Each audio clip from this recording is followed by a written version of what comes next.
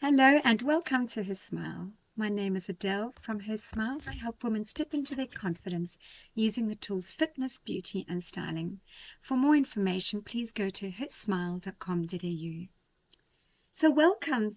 I'm very excited today to be sharing the most incredible woman with you, and that is our Her Smile client, Stephanie Dickinson.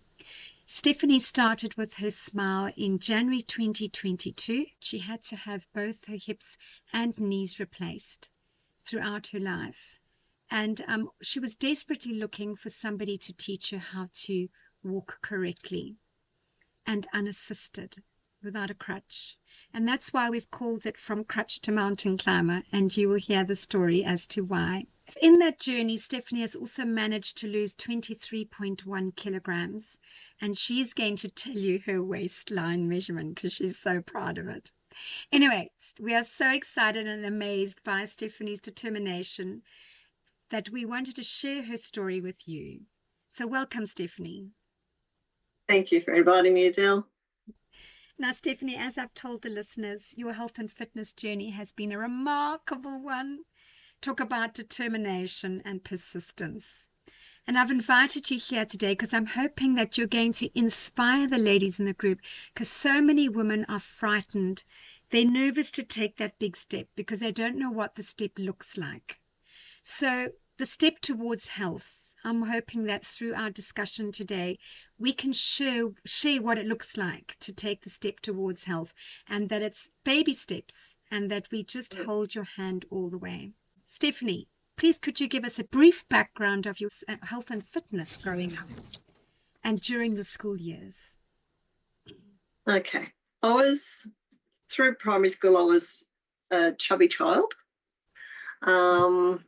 Then through high school, I lost a lot of weight. But I didn't do a lot of sport. I didn't like sport. One of the reasons was my right knee used to click out. It used to dislocate. If I did like jumping on a trampoline or running, it would dislocate and jump back in, and they never knew why that was happening. So I didn't like sport. I did play a little bit of volleyball at high school and basketball, but I didn't do a lot of sport, and my weight was fluctuating. By the time I got to year 12, though, I was on the verge of anorexia because I went too far. Oh, so you lost weight. I lost a lot of weight in high school because in primary school, I think I was the fattest kid in primary school. Oh, wow. You know, you get stirred a lot being the fattest kid. So, yes, I did lose a lot of weight during high school. So when you left school, what did you do then? In the form of exercise? Not a lot. Not a lot. I got married at 19. I went to uni for 1 year in Canberra, then got married and moved to America. My ex-husband was in the Navy. Oh, so we formed a Navy wives basketball team. Oh, lovely. Which I used to do over there. That was fun. Again, my knee did a couple of times click out, but by then I knew about my dysplasia. Okay. So you got married, you went to live in the US. Did you have any children? And how did your legs and your hips and knees affect that and the birth? Okay. The pregnancies were fine with my hips. I didn't get hip pain until I was 16, and that's when they discovered the dysplasia, because even though my knees used to go out, they never x-rayed my hips. But once I got 16, they x-rayed my hips and said, the doctor actually told me I had rheumatoid arthritis, which my mum had, which just threw me. But then he sent me to a specialist, and the specialist said, no, you've got hip dysplasia. And made me wear one shoe higher than the other to try and push the right hip up. So my left shoe was built up. Didn't do a lot, but I sort of got used to it. We went to America, didn't really affect me. And then my hips started getting sore around the age of mid-30s, after I had 4 kids. Okay. So we had one in America and the other 3 here. But once I hit about, 36, it was terrible. And then when I got to 38, and I'd been seeing a specialist up until then. I went to him once and I said, you either replace my hip or life isn't worth living. Wow. Okay. It was horrible. It was so painful. I was bone on bone. It was awful. Oh. Yeah. So I this was couldn't walk. so this was after the children. You were back in Yeah, it Australia. never really affected it. Yeah, the pregnancies and having the kids never really affected it. Like I had more pain in summer than winter, so it was weird. I always had hip pain during summer, didn't have much in winter, but then progressively, as I got older into my mid-30s, the pain, it got worse. So you told the doctor, that's it, you replaced my hip. So was it your right or your left hip? It was my right hip. So you asked him to replace it, and he did, and was that successful? Yeah, after 12 months. Took 12 months. Okay. But yeah, and that was in 2000. So hips are supposed to last 10 to 20 years. I've into my 24th year with this hip, and I don't intend to have it changed ever. Great. Well, okay. So now we've got the right hip replaced. What was replaced next, and how much later? In 2013, my right knee as a partial hip knee replacement. They broke the bone. Because of the dysplasia, my knees developed wrong. The patella was off to the side on both knees. So probably around, that was 2014, I had that replaced, but around 2013, it would collapse on me. I had no pain. I had no pain in my knees, but I'd go for a walk and all of a sudden fall flat on my face. Oh. It happened at work. It was weird. I mean, I finally went to the doctor after falling over a few times and said, I keep falling over. That's what they found, that my knee was giving out.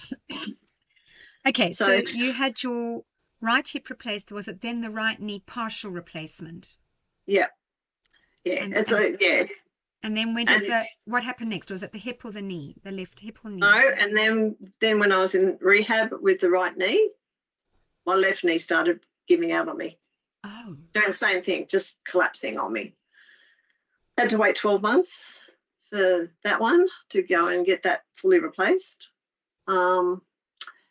And then in 2020, I had my left hip replaced. Wow.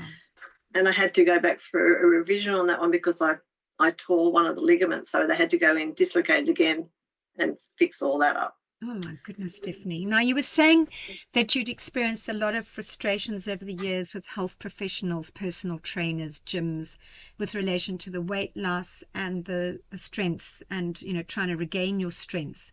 Could you please tell our listeners about all that experience that you had with trying to get stronger and lose the weight? Yeah. I had a fear of walking. Because my knees did collapse on me, and I did. I was tripped over in hospital with the left knee and fractured my pelvis.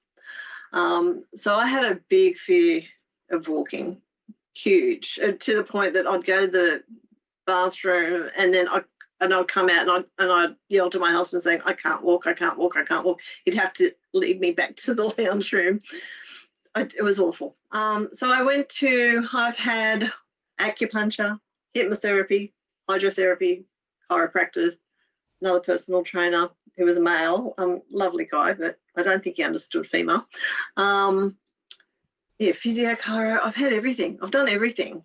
Some of them were for years too. Some of them I continued on with them for years, but nothing was working. Nothing was helping me get my walking back or my confidence back, or they'd say it's psychological. Well, part of it was, but a lot of it was physical as well.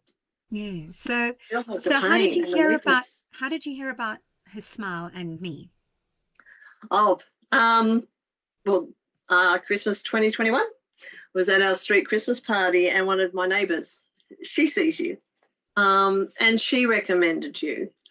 So I got your number, and I think I messaged you. I can't remember if I messaged you or emailed you, but I did something, and we set up the first Zoom meeting. Now, how did you feel about that? How did you feel before the meeting? Oh, very nervous. Because it was online. We did all your training That was online. on. We Yeah, hadn't I met only, each other. yeah. No, I only met you last year. Yeah, I was very nervous. I didn't know what to expect. As you know, I mean, like I just said, I went through so many other people. I just keep trying to find something. I was hopeful. Yeah. So how old are you now, Steph? I'm 60. Oh, you joined the 60 club. Excellent. Yes. Okay. I don't feel 60. So you began your regular once a week sessions with me. Now, please tell our listeners how you felt in the beginning with the exercises, any changes that you were experiencing, any range of motion, any strength, any changes that you were experiencing in the beginning. The first, after the very first Zoom meeting with you, when you showed me how to stand up straight and tuck in the pelvis and the shoulders, and I went and I walked properly. I went downstairs and I showed my husband, look at this. And it was just a revelation, I think. Look, it took a little while. No. You've introduced everything so slowly and really good. So you give me a chance to build up to everything. And I think one of the big things that I think I noticed that I can kneel. Now, people with knee replacements do not like kneeling and do not like getting down on the ground. It's hard to get up, and kneeling hurts. It feels like you're kneeling on rocks. But I kneel now, and it doesn't bother me. Like, I can still feel it, but I don't let it bother me anymore. I just do it. And the strength has grown. You know, I've gone from lifting 1 kilo, and now I'm lifting the 6 kilos on either side, which is 12 kilos. But the strength, it's just amazing how I can squat like on a low thing.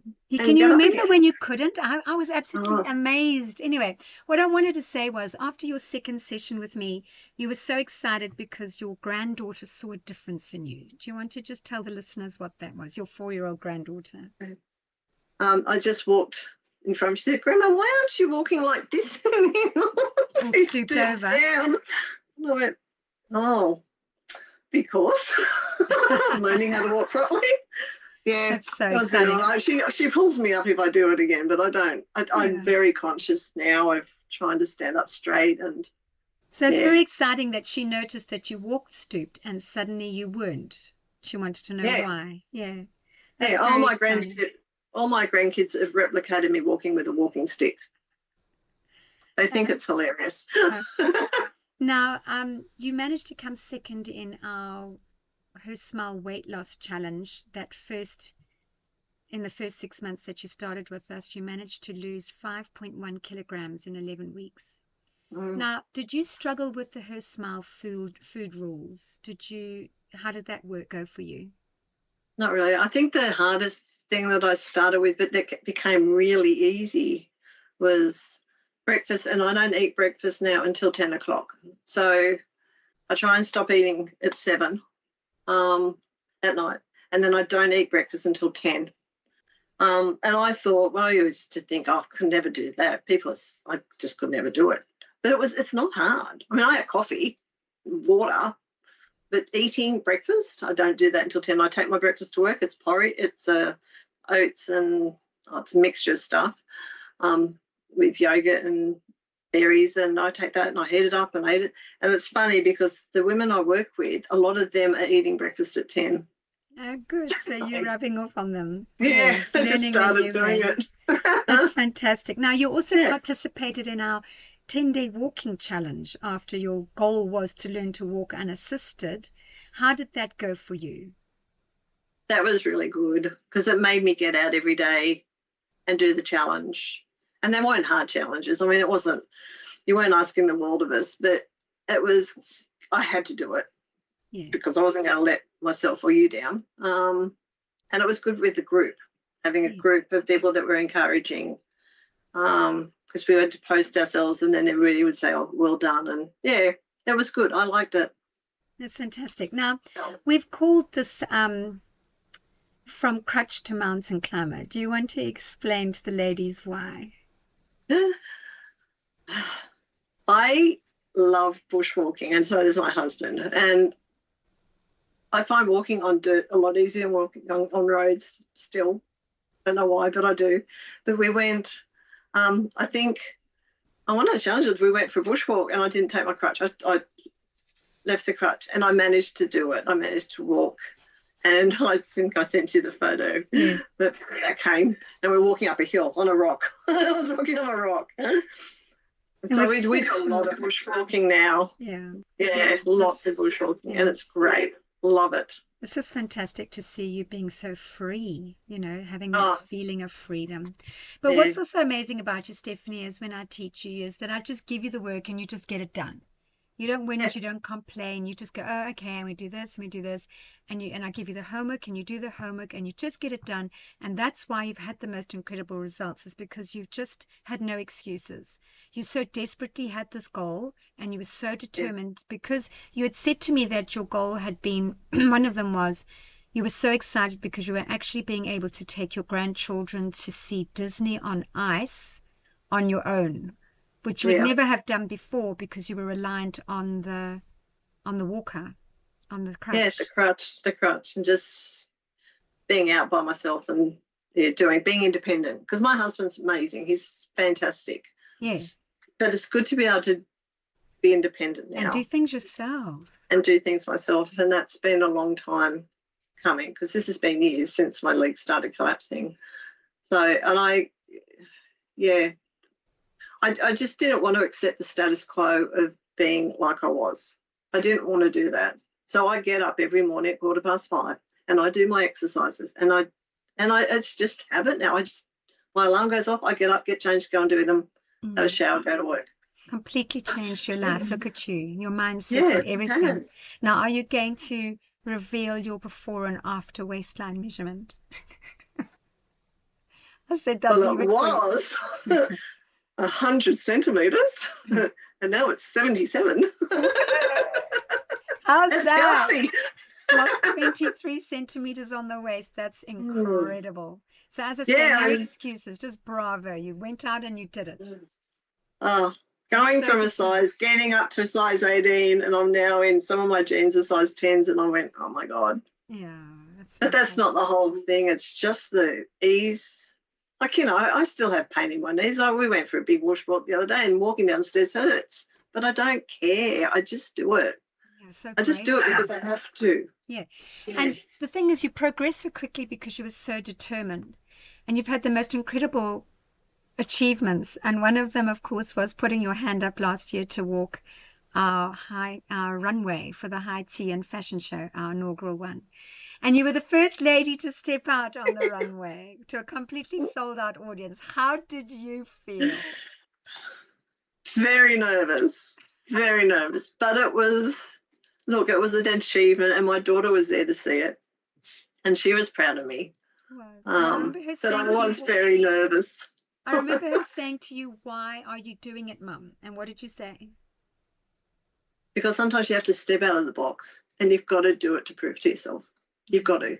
Yeah. You've just got to take these things and prove to yourself you can do it. Fantastic. So listen, having all these wonderful ladies in the group listening to you, what is your advice to them? Do it until it becomes a habit. Like, just get out and do the exercise. Don't accept. Your body is really pliable. Like, it will change. Mine did. And the pain, I don't think you'll ever get rid of knee pain, but you can put up with it and you can do the stuff and get out there and enjoy life. And you're so enjoying your newfound freedom. Look at you. I am. I'm very, very grateful to you, Adele. Very, very grateful. Pleasure. It's been such a wonderful journey to watch you, Steph. Thank you very much for being our precious guest. And thank you so much. Thank you for your time. Up and up. Right, ladies. So there you go. No excuses. We just get it done, okay? All you have to do is put your hand up like Stephanie did. You've just got to step outside the box. You've got to Just go, I'm done. I can't do this anymore. I need to get on with the rest of my life. And this is holding me back. So I'm going to leave a link. I know that some of you like to email, some of you like to text, some of you like to book a call. I'll give you all the options. All you have to do is take and make the effort. Okay. Right. I look forward to working with you to change your life. See you soon.